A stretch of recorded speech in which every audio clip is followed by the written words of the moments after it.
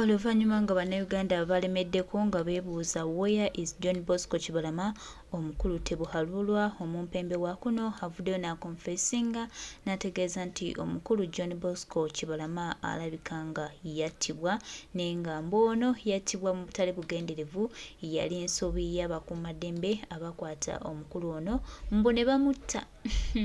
Kyokka nga ffe tukimanyi bulungi waliwo amawulire agayita ne gasaasaana nti batta nnyo abantu mu bitundu ebyo eby'Emukono naddala mutabani wa Museveni ono Kibule. Ndowooza mumanyi bulungi baganda baffe ono yateekanga abaana ba National Platform ASD eyo mu bibira bye Mukono bwe batyo n'abatta.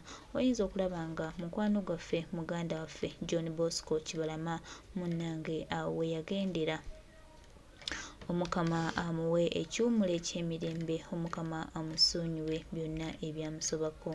Naye nga lwaki Museveni Nabbanja tukyebuuza lwaki Nabbanja avaayo n'atutegeeza nti Kibalama John Bosco amuyina, kale oba yattibwa mutuwe omulambo gwe. Mutuwe omulambo gwe.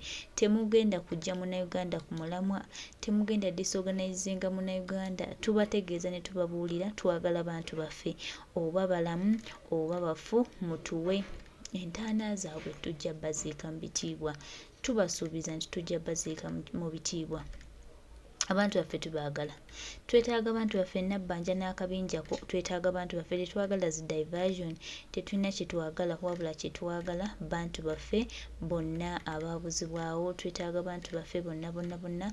Twetaaga bannayuganda ffenna, buli munnayuganda toggwa mu maanyi tusigale nga tubanja abantu baffe. Bano bajja tuwa abantu baffe oba baagala oba tebaagala. Yonna gye baabakweka, yonna gye baabateekako, yonna gye baabakunika bajjayo. Munnayuganda yongeza omuliro, munnayuganda yongeza speed. Bano ababbi bano bajja tuwa abantu baffe, yonna gye baabateeka bajjayo. Nze mbabuulira kwe tugende mu maaso n'okulwana, tugende mu maaso n'okubabanja abantu baffe bajja batuwa oba balamu oba bafu oba babalya batuwa emirambo gyabwe. Twetaaga bantu baffe. Museveni otukuumidde nnyo mu bulimba, otufugidde nnyo mu kulowooza nti tetumanyi, otufugidde nnyo mu kulowooza nti tusobola kwemuka kwerwanako. Kakati nno tukulazeeko bulazi, tusobola okuyimusa eddoboozi lyaffe bwe tutyo ne twerwanako, bwe tutyo ne tutandika okubanja abantu baffe nga bwe tulina okubabanja. Ate nga tukutegeeza kano katandika butandisi. Bw'abanga Kibalama John Bosco olina gye wamuteeka oba wamulya, ogenda musesema Kibalama. Nabbanja gwena we yatusuubiza nti olina muganda waffe Kibalama John Bosco, twongera okujjukiza tetulina kuvaako. Tulowooza mbu twakuvuddeko, no way. Tukyakuliko.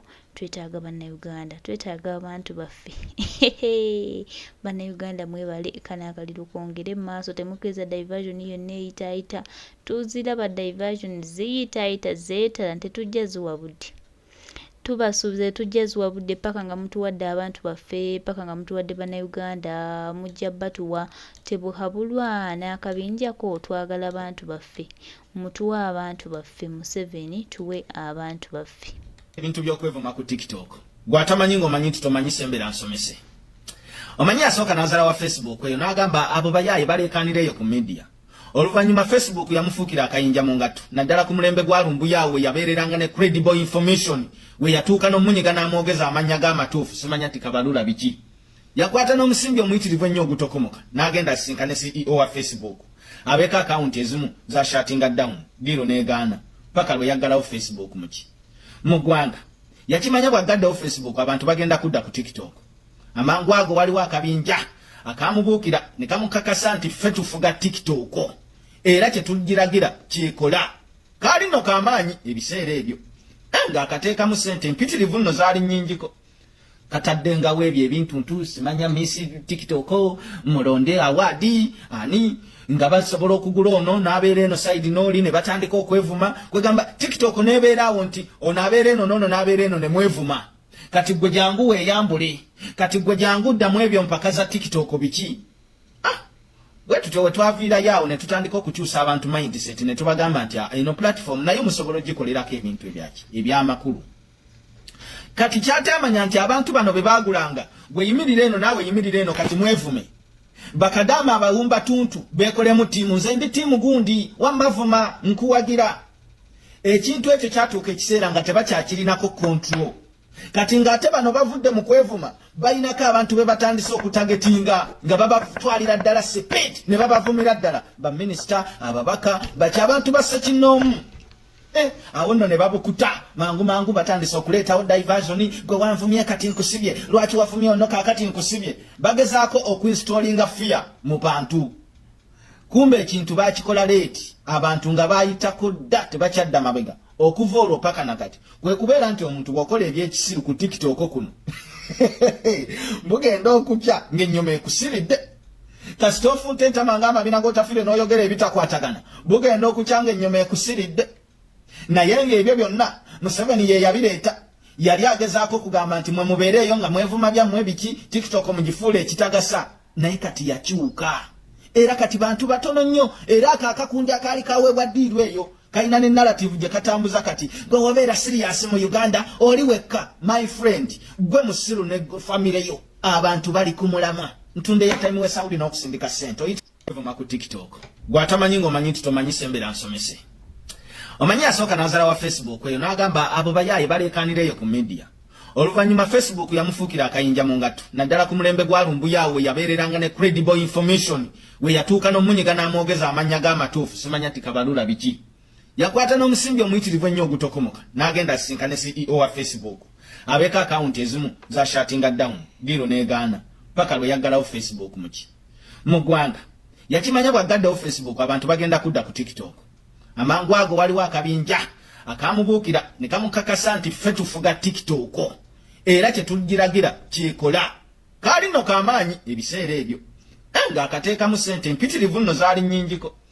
Kataddengawo ebyo ebintu simanya Miss TikTok mulonde awadi ani nga basobola okugula ono n'abeera eno side n'oli ne batandika okwevuma. Kwegamba TikTok n'ebeeraawo nti ono abeera eno n'ono n'abeera eno ne mwevuma. Kati gwe jangu weeyambule. Kati gwe jangu ddamu ebyo mpaka za TikTok biki.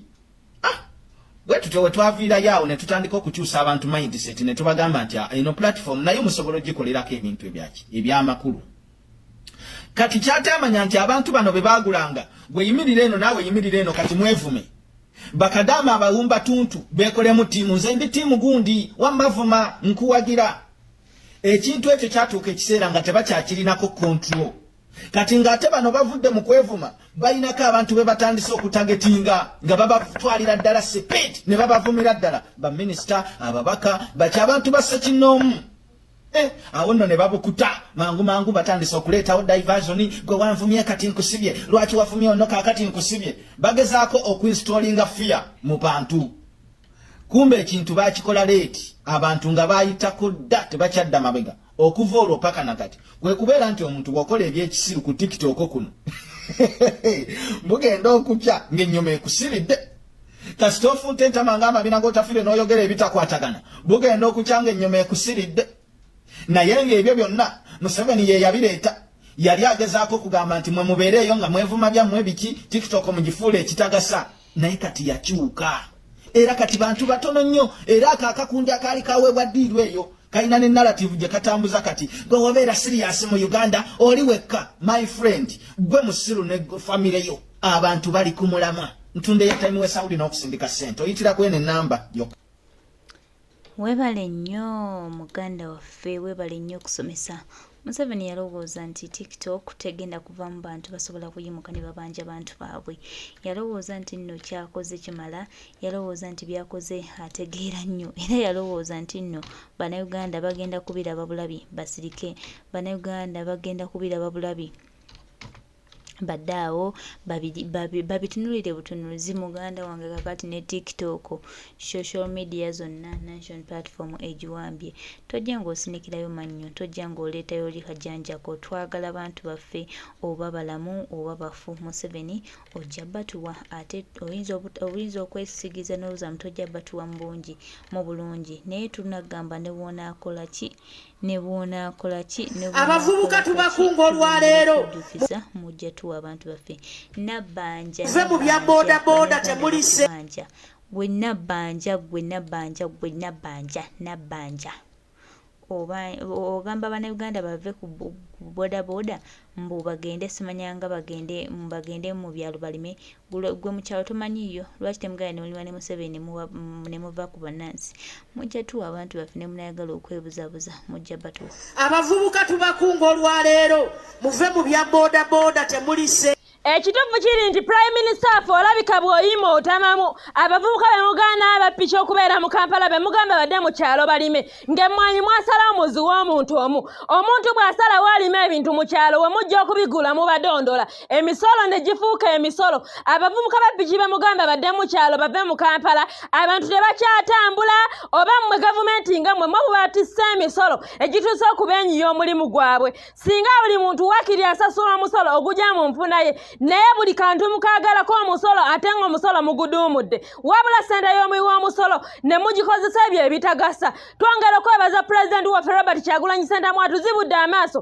nti baminisita abedda twabawanga ebitiibwa naye baminisita ab'omulembe guno ogwa Kyagulanyi gwajidde mu paliyamenti olw'okuba babasasula sente zimulwanyisa mufubye okulaba nga muyita bute nga n'akantu ke mwalyogedde nze ndwawo okulaba sirabangako prime minister era gw'osoose mu Genesis Book of Record okubanga osobola okudda mu public nga kyolina okwogerako kuyimba kwepiica like seriously oli maama ng'omwana agenda kusanga ku makya ng'oyimba mbu simanya kwepiica gwe omukyala mukulu eyali baddaana ekizampo ng'ekizampo gy'osobola okwogera abavubuka bagende mu kyalo balime naye nga n'ebirime bye mubasindika okulima era still mubidondola ne mubiwa omuntu omubagenda kukolayo ki mu kyalo mu Kampala mutubyereko emisolo buli kimu musiira ku makya muvuma bakadame ku makya mutuutu n'olwegulo nga ne mu paliyamenti tetulina atuteeseza naye nga sente ze tukola zigenda yamba nsi yaffe tali kadaama ave ku kyeyo natadda Uganda kola bizinensi eyo tukuda toyi nga muzitulangira bwe tudde e Kampala ne tukola bizinensi ne wajja omuntu ne wajja embwa z'abaana aba kanso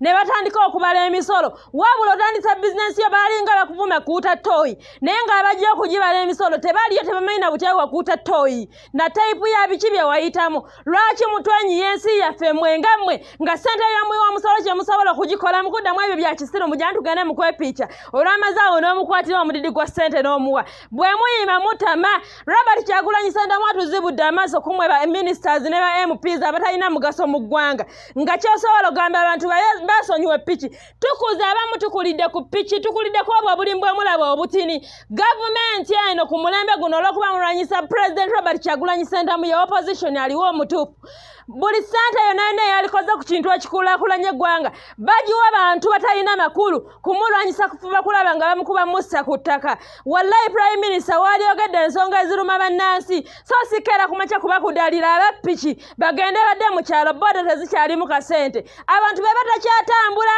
oba mubabinika emisolo egisukkiridde mulimba abakulembeze abatukuliramu eddeko temwefuula nti ebintu ebyo temubiraba kibuyaga bwali bagenda alitwala ne byataleeta ne bw'aba Robert Kyagulanyi Ssentamu yatudde ku ntebe ndi sure nti omukulembeze aliddako alikwata ssente yonna ey'omuwi w'omusolo etogomose kummwe bantu mmwe n'osanga leero sipiika ng'alina kizimbe kisinga constituency mu ddwaliro lye gy'alimu okuba nga kirabikako naye nga yalisoose teeseza nsi ye yalisoose teeseza constituency ye nga sipiika singa Busoga yekyasinza okuba n'eddwaliro eritegeera naye temulina kye mugatta ku nsi yaffe okuleka okweyagaliza n'abanaku akatini ke balina ne mukabajjako nga n'ekyomugaso kye mulina okukola kuba kudaalira badde mu kyalo bakoleyo ki nga n'ebirime byennyini mubadondola mutunyigiriza tuuka ku nkomye mutunyigiriza mutwetamiza ensi yaffe mwesiimye nti abaana bamwe bajja genda Bulaya naye ndi sure kibuyaga bwagenda atwala ne byataleeta ne Bulaya eriyo abantu nga bava mu nsi yaabwe nga bannayuganda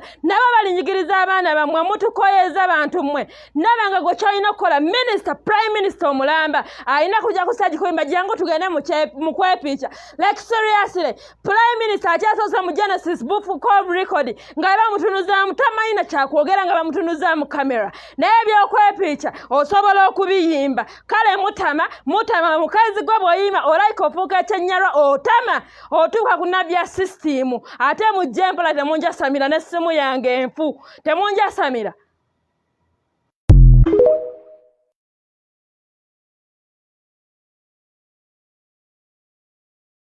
Abaana buli mwoni mukambwe buli omu eddoboozi alyogeza lya bukambwe tukooye okubeera mu nsi ey'okubondabonda, tukooye okubeera mu nsi erabibwa ng'ekyenyinyala nga bannansi mwe mubategekedde kimu kufuluma nsi yaabwe, mwengayo mubba, mwengayo mufuga bannansi, mwengayo mulowooza nti mmwe abategeera ennyo. Bannayuganda bajja kuyimusa eddoboozi lyabwe, bannayuganda bajja kwerwanako oba batya oba batya. Kaseera kajja ttuuka nga kakwerwanako, kaseera kajja ttuuka nga kakwenunula, kaseera kajja ttuuka nga munnayuganda alina okwerwanako oba mu mbeera ki oba mu mbeera ki, nga ffenna kitusika, nga ffenna kitwala ku street. Simanyi ki kye munaagamba era simanyi gye mulidda nga bannayuganda beekyanze, nga bannayuganda bakooye ate nga tubategeeza bannayuganda bajja kkoowa. Timulowooza nti nno mwe abategeera ennyo okusinga abaasookawo, mwe abategeera ennyo okusinga be twalabye. Munnange namwe mujja kgenda, temujja kgenda bubi.